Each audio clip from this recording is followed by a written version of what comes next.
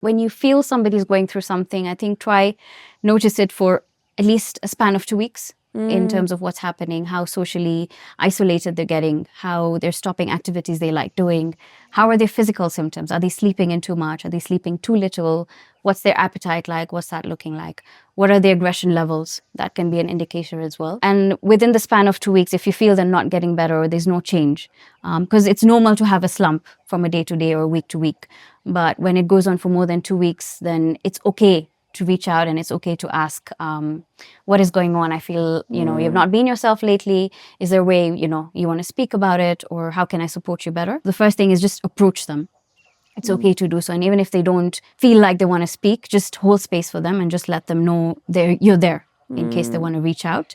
The second thing is just be non-judgmental in any way. If they do open up, just hold that space for them as well. Avoid any personal beliefs or attitudes you have towards them. Avoid patronizing what they feel. Avoid, just even telling them, I think it's just a phase and you'll get over it. And it's so easy for us to do that. Another thing I find many people trying to do is try fix their problem for them. So I think that really pulls them back because they don't want a solution and a quick fix. They just want sometimes just to be listened to.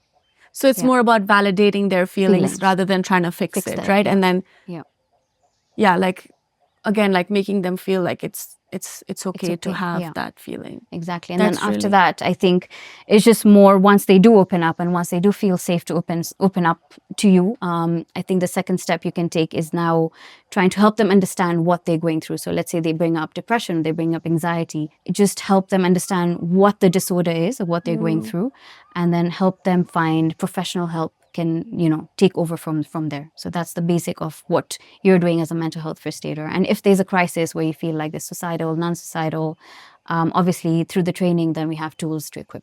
Yeah, so that was going to be my next question. Like if there's some kind of urgency, then you can immediately call a mental health first aider because they have the right resources to connect you to the right people, right? And what about crisis situations like whether it's a natural calamity or like an incident that has happened in the country or like a terrorist attack or something like that?